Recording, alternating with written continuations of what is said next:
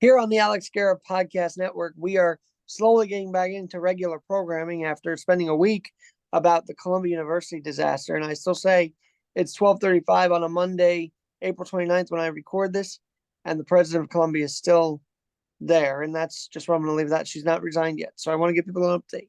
But I want to switch into something very much more exciting to talk about, which is PR work. And I don't usually book the booker, but I figured, well, Marisa Vallbona is very, very interactive with all of her followers on LinkedIn, with me as well in text message. And I said, Marisa, come on, because you come on the show because you seem very interactive for someone behind the scenes. So let's put you front and center today. How about that? That sounds awesome, Alex. Thank you so much. I'm super happy to be here. So PR, I mean, I feel like anybody should be doing PR for their own brand, right? But how does it work from where you sit? What are people failing at here in 2024 that can be improved when putting out their brand? You know what? They hide. That's the biggest problem that I'm seeing today is they'll get into trouble and they hide. They don't communicate with their key stakeholders. A lot of that has to do with they don't really know what to say or do. And they think that it's going to blow over and they hide. And then they run to a publicist or a PR professional when it's too late. I mean, it's never too late, but what they do is they think, oh, this is going to blow over or nobody's going to find out. And everybody finds out, especially in today's world of social media and digital, because everybody, no matter what you're doing in today's world, whether you're a large company, an individual who thinks that you're a nobody, or you're a brand, what have you, right? Everybody has one of these in their hand. And you can be recorded anywhere and anytime. And you can get yourself into hot water. So New York is a very much so a one-party state too. Keep that in mind, right? exactly. Exactly. Well, And I not want to. not addressing something right away, even if it's to admit fault or to just to be transparent about what you did and expressing regret and saying, I wouldn't have handled it that way. That right there goes a long way. And a PR professional can help with that. And so here you come in now. You are a seasoned PR, and we didn't even get to. I'm acting like people know you based on all the interviews you do, but maybe there are people meeting you for the first time here on this podcast. So tell us a little bit about your background. We actually worked on the Carico healthcare booking. Is that your primary right now, or are you floating a bit between different companies and pitching them? Well, I work with a number of different clients. And so Carico is one of my beloved clients. I love working with them. Carico Healthcare, they provide non-emergency medical transport services, which is how you met them. But I do work with a number of other clients. Coldwell Banker Real Estate, they do residential real estate for actually worldwide. So they're another one of our beloved clients. And we work with clients all over the place. We launched XM satellite radio before anybody knew what satellite radio was. And we've worked with Procter & Gamble, Levi's, just a number of companies. We love what we do. We've worked in the surf industry, which is how I got into surfing. And we work with clients that we want to work with. If we don't like the client, we can't work with them because we can't really engage if we're not interested. And also if we don't feel that the individual is ethical and has a great message, because the media is not going to buy it. Marisa, feel or enthusiasm. I was so excited that you reach out because what you pitched me about Carico was exactly what the adapting feature is about. And I'm like, yes, let's get on that. So you mentioned Procter & Gamble. Okay, so talk about working with a very much established company like Procter & Gamble, legacy company, versus startup. Are there challenges? Is it easier to do a startup or easier to do a legacy? Which one do you find? How do you combine the two approaches, if you will? So sometimes it can be harder to pitch a legacy company than a startup. And it can be more difficult because a legacy company, the media can see it as been there, done that. It's too commercial. Versus a startup is, oh, wow, this is shiny and new. And we're attracted to what's new, what is different, especially in today's world, right? The media loves the underdog. So it's a matter of what is different. What is different today? For example, once working with Procter and Gamble, what we did was we did this big media pitch, which was super fun. And we took cosmetics that Procter and Gamble creates, which are fantastic, and we compared them to the high-end brand cosmetics that are carried in department stores, the expensive cosmetics. And we did morning show segments showing, we brought a model in and we showed these are cosmetics that a department store carries versus cosmetics that Procter and Gamble has available in your local drugstore. See how you can still create a wonderful makeover using Procter and Gamble cosmetics for a fraction of the price. So those are the types of stories that the media will go for when it deals with, you know, a more like consumer brand like that. So for Coldwell Banker, you know, that's a very well-established brand. That was, you know, Coldwell Banker was founded in the early 1900s. They have been through every real estate cycle since who knows when, right? They were even through that first pandemic, right? The Spanish flu. So they have been through it, all the ups and downs. Well, then I think you're making a great point here with the knowledge that you have to have as a PR person of the Oh, yeah. clients that you're dealing with. Now, when you're training, I assume you're training because you do a lot of different things on your LinkedIn to teach others about PR. Do you find that those who want to be in PR stumble when they're not researching enough their client base? I feel like that could be an issue, right? It's a huge issue, Alex. And what happens is, though, you'll get people who come into PR through a sideways, right? They'll be, let's say, a receptionist who says, oh, I'm so interested in PR because I was a receptionist at a major corporation. And the PR person who would call in to speak to our CEO always seemed to be so friendly and kind and dressed well and was always upbeat. And she or he seemed to really like people. Well, I like people. I think I can do PR. And they've totally misunderstood public relations is a profession. I mean, most of us who are in PR, we have a journalism degree with an emphasis in public relations. Like I got my degree in PR from the University of Texas at Austin with an emphasis in PR. So I learned how to do this job when I was in college. And I use what I learned in college, I use it every single day. I learned about media law. I learned about media relations, graphic communications. You know, I had to learn about advertising. I had to learn about integrated marketing communication. I mean, like you learn the whole thing. You don't just fall into it and figure it out as you go.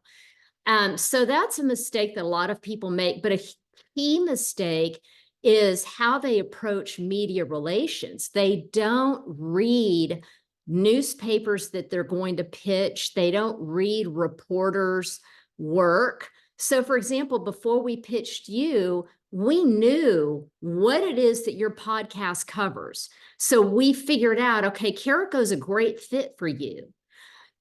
I wouldn't be pitching you Coldwell Banker because Coldwell Banker doesn't fit with what you're doing, right? Right. Very And true. that's a Yes. mistake that a lot of PR people make. The other mistake is they don't get to know reporters on a personal basis and they don't establish relationships. It makes it a lot harder to pitch if they don't establish relationships. Well, I love the excitement you had when I first texted you. Hey, got the link out. We're all ready to go. You were like, yes, I'm going to listen to this. So you definitely have that interactivity. Now, it's true what you say, because I would say my inbox is filled with pitches just because thanks to Cision, they've put me in the Rolodex of so many people, I guess.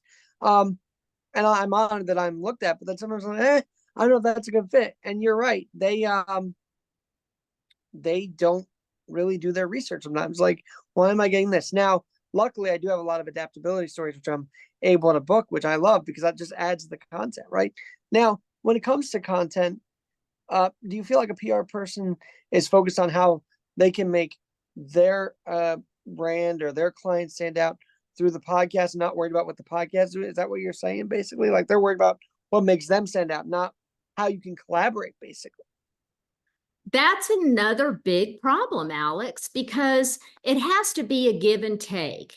And one of the things that I talk about in my social media posts in trying to help not only clients, but also other PR practitioners is it has to be a give and take. It's a relationship, right? So and this is something that I learned back in college. I mean, I went to college I graduated in the mid 80s with my degree in PR.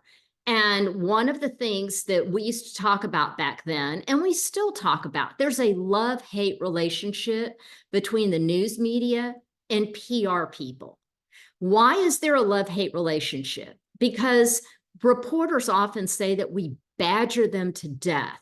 We're constantly pitching them. There's a thing that's called spray and pray, right? So like we'll create a news release. I don't do this. My firm doesn't do this. And PR people will write a news release. They spray it out to the news media and they pray that something sticks. We don't do that. We will individually tailor our pitches to the news media based on what we know that they tend to cover. And each reporter is different. But back to what you were saying on tailoring and helping the news to last longer. You posted the podcast, right, for Carico. You sent us the link immediately. And what was my reaction? I said, tell me all of your handles because we want to repost it. And we did. And we created an individual post that was applicable to your to the link to what was in your podcast. But we didn't do it until we listened to your entire podcast interview with our client. We picked out nuggets to what you were talking about in your podcast, and then we posted it to our clients' social media channels. And we individualized it. LinkedIn had something a little bit different than Instagram, than Twitter or X.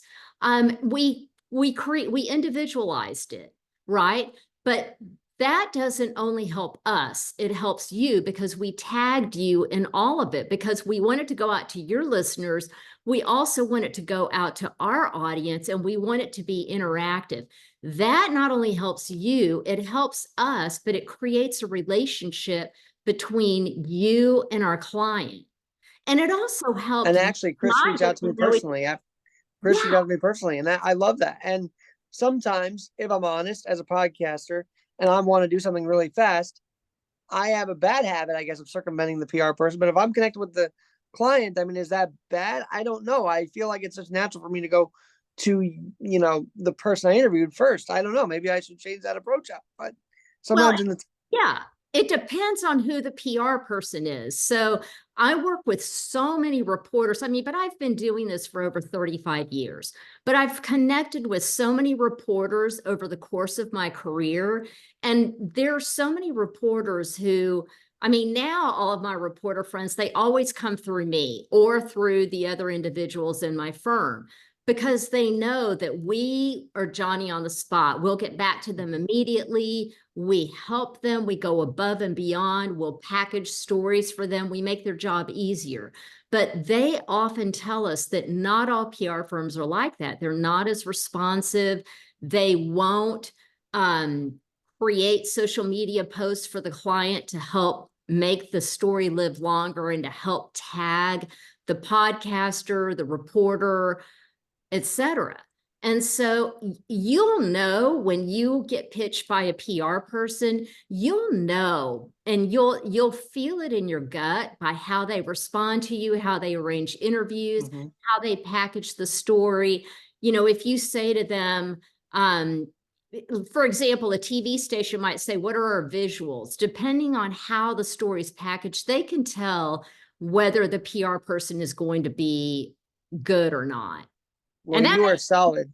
You are rock solid. I'm gonna go through you more because the thing about these companies is sometimes I don't have a newsletter, and I'm like, where's the newsletter? I want to see something that maybe will interest me down the road for another interview. I feel like that's a building block. These newsletters prove as such a strong building block, but some people just don't have it. And I'm the type that when I do a podcast, I don't want that connection to die. However, if they don't give me material, what am I going to do? I can't do anything like that, right? Exactly, exactly. Or you'll have a PR person who will send you some talking points for your interview. That's a very well prepared PR person, right? They're giving you background, they're giving you material to work with so that not only their client has a better interview, but you have a better interview. Now let's talk about those in the podcast world who, and I'm one of them, trying to always get a press pass at different things, but sometimes I fall short. What is the best way for someone that's in the media world and the podcast world to get that access again? I mean, I feel like it's there right in front of us, and some of us maybe we shoot ourselves in the foot with the way we pitch it to the media out, the press department, if you will. Is that what's going on? Yeah. So one of the things that happens is we have so many people who approach and say, I want to attend this event to cover it. I'm in the news media, or I'm a podcaster, etc. And we've had the experience before where, and this even bodes for somebody in the media saying, I'd like to get a sample of this new product that you're representing so that I can do a story on it. We'll send a sample, and we're not asking for the sample back, but we never get the story.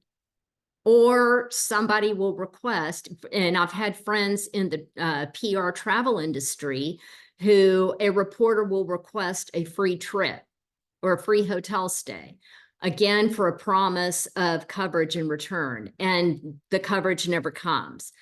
That's one of the main reasons that public relations professionals are very particular about the press passes or the samples that they grant. So what is the better way to do that is to say, I'm working on a story. This is my deadline. I specifically want to interview your CEO, or this is the story I'm working on. This is not only this is the deadline, but this is the angle that I'm writing about. So be very specific, and you're going to have a much better chance. Good to know. Good to know. Because I mean, I'm wearing Rangers because they want, and I want to be quite transparent. I want to get to the next round or somewhere down the line. I want to have that access. But as a smaller known person, I know that's not going to be easy. So it's almost David versus Goliath. But we'll get there, right? We'll get there one day again. Marisa, I got to ask you about PR crisis, and when you reference established brands, I was thinking of Bud Light and what they went through last year. Do they wish they hired? Do you wish they hired you, or what? No, not with what they went through. Absolutely not. I wouldn't want to get involved in that. They made a mistake. They ignored their key audience. When you ignore your key audience, you're shooting yourself in the foot. Mhm. And they completely ignored that. And the mistake was their marketing department, because their And I marketing. think I don't think they got. I don't think they. I think the uppers fired those in the lowers instead of taking responsibility for themselves. Is kind of how that happened, right? Yeah, they did that, and a lot of time, and they didn't do it quickly enough. And this whole thing could have been avoided if the marketing department had immediately admitted that they had made a mistake.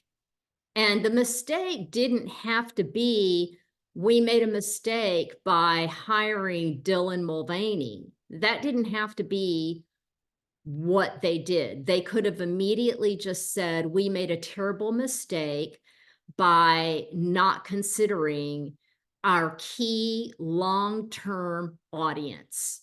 We made a mistake by not having acknowledged who has kept this brand alive for all this time.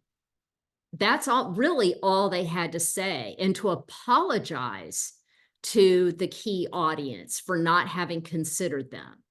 It didn't really have to be, we are so sorry for working with Dylan Mulvaney. That I don't think that anybody was really asking for that until they dug their heels in and denied having ignored their key audience, because they were really caught having said derogatory comments about their key audience. And that's where it backfired on them. So they failed. They crash and burn. Tell us, in your years of experience, who you've helped or who you've seen actually become the phoenix rising out of the ashes, if you will, from a PR crisis, and they're back on the map again. Whenever I'm dealing with a PR crisis like that, there's a lot of confidentiality involved. Yeah. That's fair. That's Yeah. fair. But I mean, from a broader scope, anybody that impressed you that rebounded from their crisis, maybe that we saw in the news, that maybe surprised you that they were able to bounce back. You know, you're catching me off guard, because there are a lot who have been able to do that. And what I can tell you about those who have been able to bounce back, because the public has a very short memory, right? And we forget the crisis they've been through. We remember how they bounce back, right? What we don't forget is when they wallow in the crisis and they never bounce back, right? We just think, oh, they crashed and burned. But if they handle it right, then we never forget about the bad that they did or what they did wrong, which is fantastic. And so those who rise out of the ashes the quickest, here are the things that they have in common. They immediately address the crisis.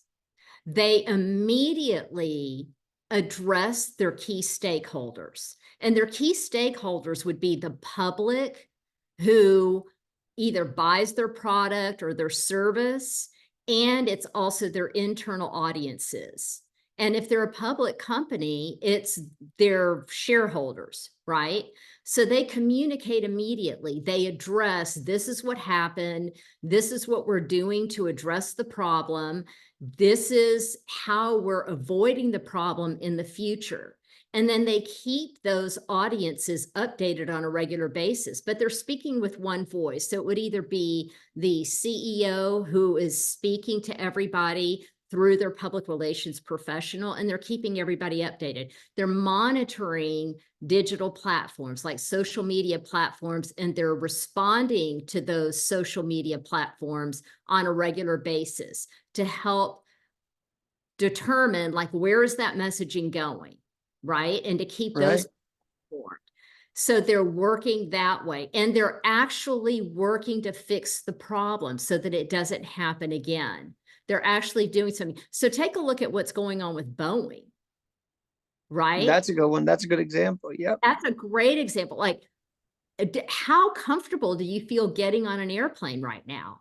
Not with Boeing. And I believe they still kept the CEO. Didn't he stay, or did he step down eventually? I didn't even follow that part. But I haven't seen that he stepped down. no, I didn't either. That's a great question, Alex. But they are in a world of hurt, and I don't see that they're handling this well at all. I'm not seeing good messaging coming out of them. No, and in fact, more crises start building up.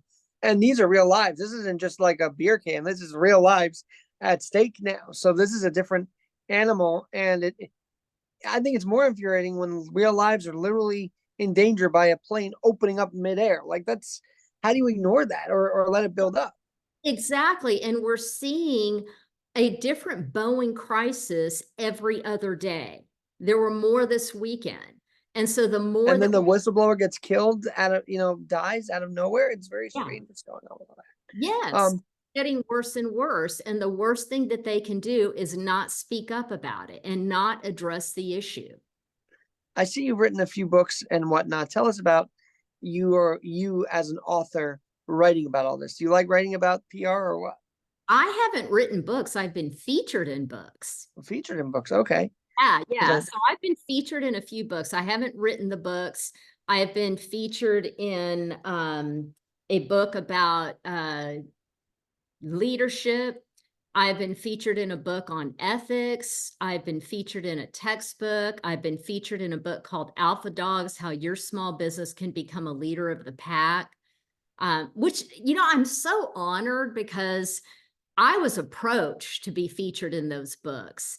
And it's just been a tremendous honor. Two of Well, those I want to. were written by my PR colleagues. And, that it was just been a great honor. Real quick though, I want to give you your story. You knew you were made for PR at 12. Tell us that before we wrap up for today. Yeah. So I'm originally from Houston, and that's where I'm living right now, although I spent a lot of time in Southern California, where I lived for about 35 years. But back to my childhood in Houston, it gets super hot and humid here. And one summer, I was hanging out with my sister and our friends. I was 12 years old, and it was burning up hot in the heat of the summer.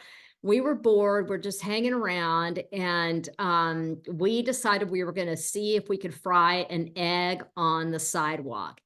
And so we did. And the egg actually fried. I don't remember how long it took. It didn't take that long.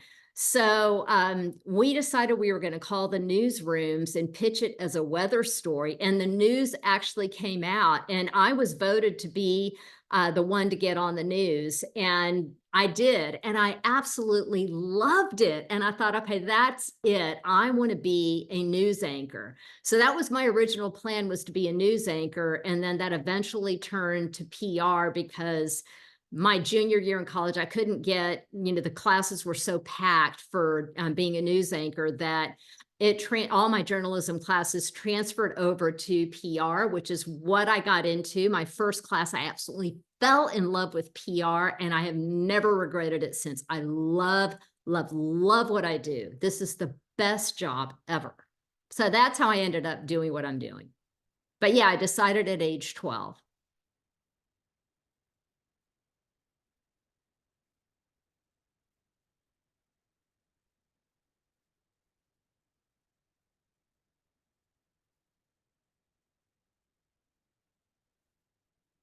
This is radio. In the midst of it, I get a call. We're going live tonight at 9:30 p.m. So that's radio life right there. Speaking of news anchors and media, do you still wish that you had, done TV work and whatnot, or do you love this role better than that would have been? Well, every once in a blue moon, I get to do TV interviews.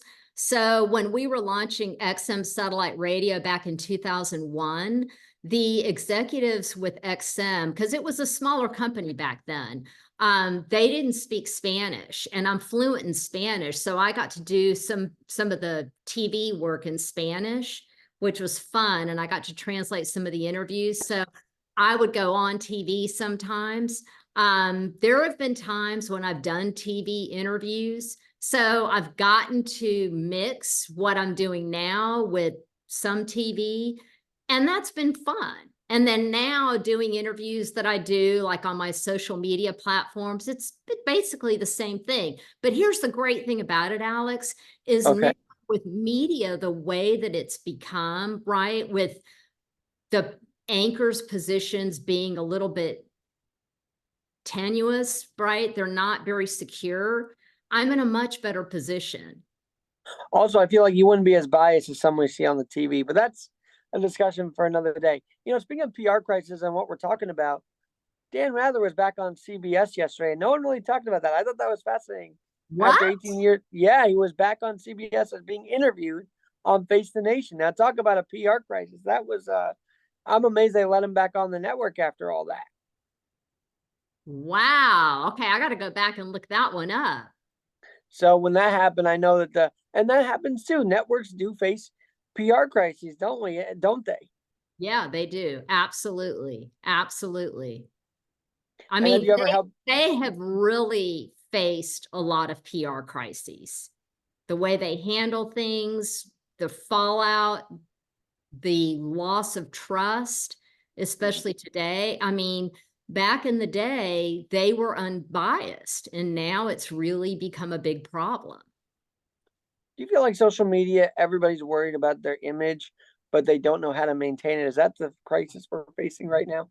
That's a huge problem, Alex, and they worry about it way too much.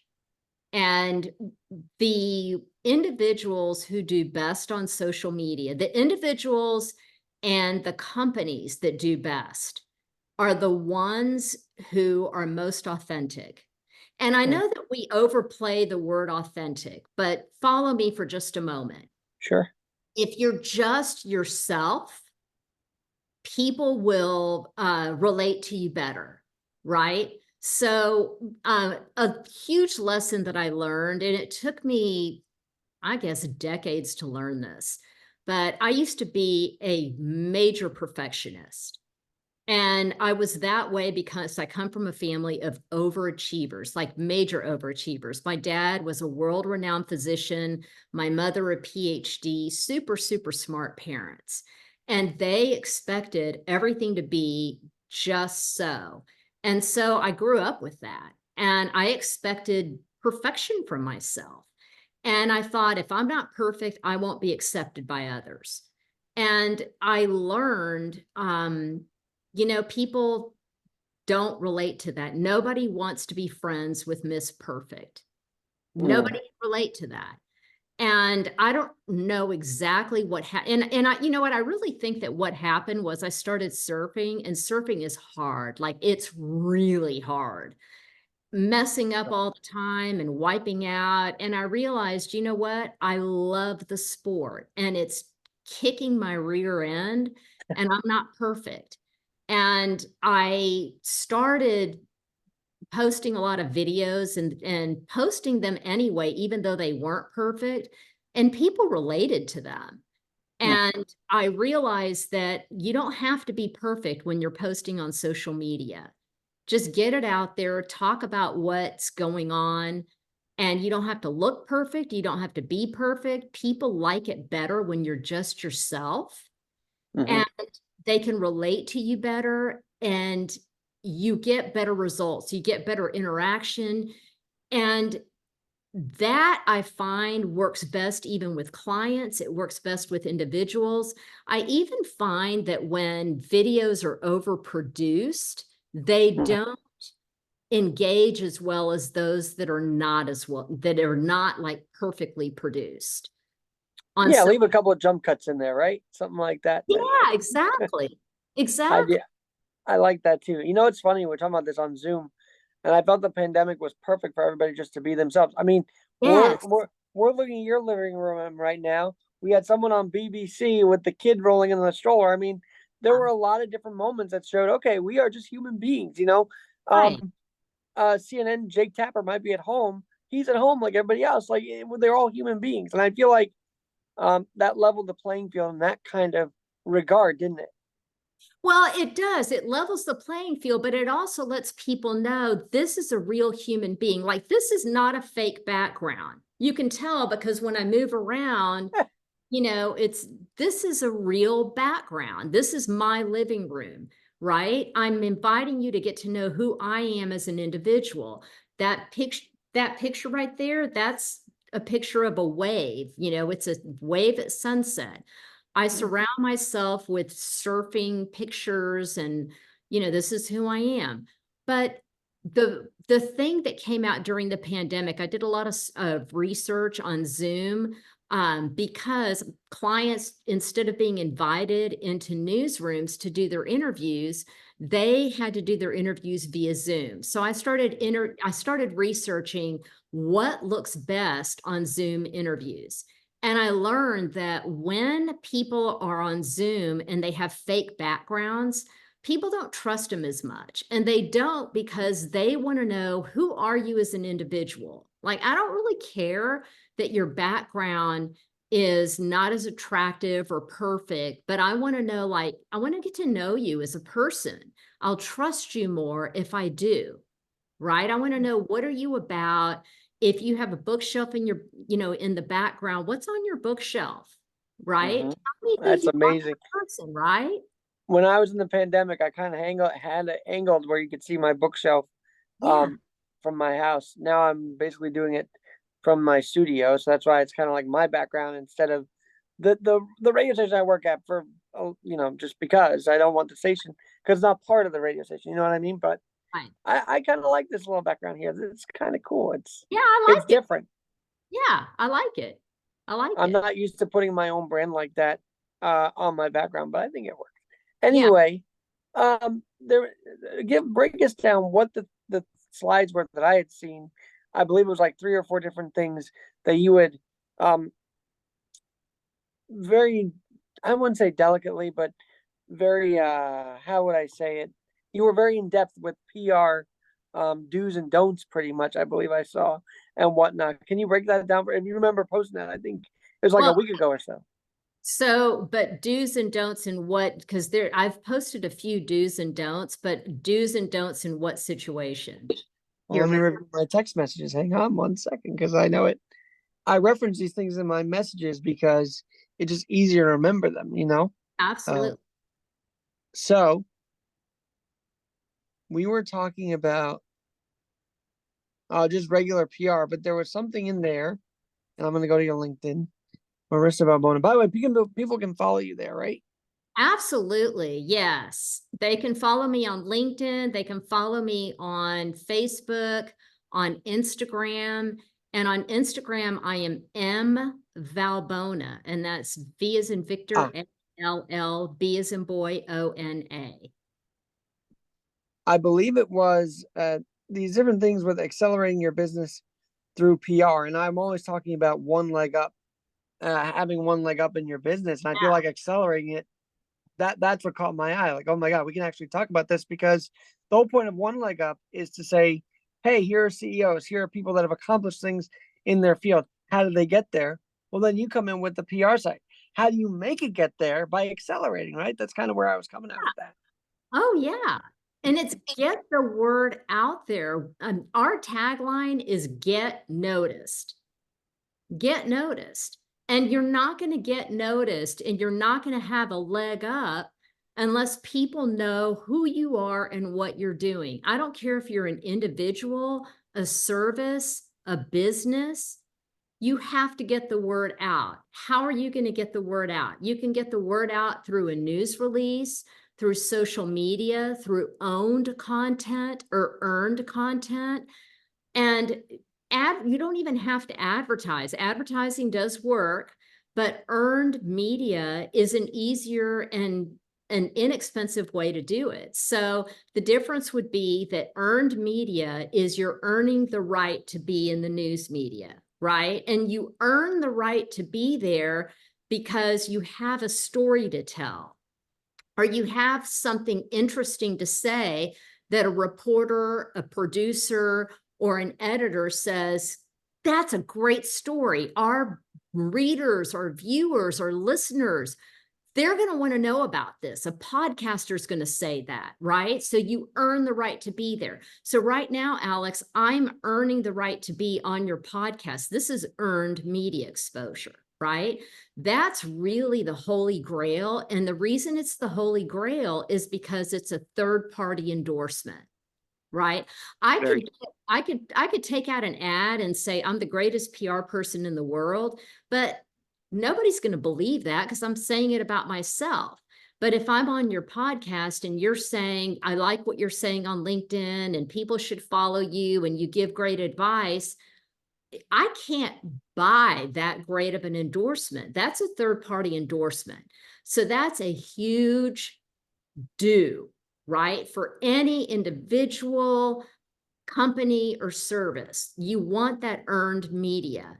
The other thing is owned media. Owned media is on my own social media channels. Once you give me the link to this podcast, you better believe that I'm going to repost this to all of my channels. That's my owned media. I own that. I'm going to put it everywhere. I'm going to put it on a blog post. I'm going to put it all over the place, right? That's my owned media channels. The other piece of the owned media channels is creating content of your own and getting it out there so that you get known using search engine optimization, SEO. Yes. Yeah. Right? That's huge, huge, huge, huge. And getting that out there, right? Getting your key messaging out there and making sure that your key messaging is on target, understanding your target market, right? A lot of people think that they know their target market, but they really don't. They might know a lot of their target market, but they might have missed some of their target market. So really honing in and paying attention to your target market and targeting them through SEO, whether it's on your website, your blog post, your social media, right? And making sure that you're tagging every photo that you post is tagged properly. And a lot of people miss that. So making sure that that's done too, right? Well, it's interesting you're talking about this because I'm very grateful that you joined me because you've got the season experience, and anybody that comes on my show, I'm just grateful they're here with me to talk because I still feel like the little guy in the corner trying to branch out. So by having you on, it's a great collaboration, as I said earlier. I love that. Telling your story. Now, everybody in my sphere is always like, you should do this, you should do that because of your story, rolling around on one leg. And I don't want to be defined by that. So let's talk about people with disabilities real quick. How do people with disabilities tell their story, but not let them be defined by it? You know what I mean? Like, how do they tell it Yeah. in such a way that it's more like, oh, here's a story, not what an inspiration type of thing. Like, I think the disabled community is getting tired of becoming inspo porn, if you will, right? So we just want to be. So how do I just tell my story of rollerblading around the city and not be defined by that, I guess you'd say? Because everybody has a story. That's something that I often talk about, is that everybody has a story. And it's not, when you're telling your story, Alex, you're not going around saying, I'm the guy with one leg. You're right. So you're not being defined by that. You're being defined by, what am I doing with this? That's what you're being defined by. Am I right? Yeah, exactly. Like having the one leg up was my literal thing because if you could tell, I'm doing a crutch stand in the middle of Manhattan, touring, and that's kind of my thing is the one leg up in the air. And I said, hey, that transcends a lot of things. Let me work on this brand a bit more. So Right. So you're branding it not as, I'm going to be known as the guy with one leg. No, I'm going to be known as the guy who took what I've been dealt and I've turned it into something amazing. So that's what I'm known as. I'm known as the guy who transcended and made something amazing happen with my life. That's what I'm known as. That, here's what it is that perception transcends reality. And that's what you need to go with, right? So you're taking something that happened and you're making it something amazing. That's the way to do it. well, I gotta say, I love when colleagues see that too, and that makes me feel really good at the radio station. So Yeah. just gotta work on that a little more. But Have Marisa, you thought about doing a TED Talk? not yet, not yet. But I don't even know where to begin with that. I feel like it's all a whole process, is it not? I have a colleague who is an expert at it, and I want to connect you to, because I know that you would be an amazing TED Talk speaker, and he could get you that lightning fast. Well, I'll tell you what, we didn't even get into your faith, but I want to bring you on for another episode about your faith in your PR work and how you combine the two, if you don't mind. I would love that because I have to tell you, my faith is unshakable. And my company is faith-based. And, my clients don't know that unless they ask. And most of the people who work with me don't know that unless they ask. But I do. Sorry for blowing the lid on off the cover of that if you were trying to or whatnot, but No, that's fine. I mean, they don't know it just because they haven't asked, and it's not something I push on anybody. But if it weren't for my faith, I wouldn't be where I am today. Well, I wouldn't even be alive, I have to tell you. On that note, we got to definitely have you bring you back on for more of I'd that love story Yeah, and more about the PR world, because I feel like 2024, there's just a lot going on at once. So love to have you back on soon enough when all the craziness dies down, right? yeah, I'd love that. That'd be great. Anytime. Marisa Vallbona, thanks so much for joining me today. And yes, I will send you the link as soon as it's up. Okay, you got it. Thanks, Alex. All right, hang on one second.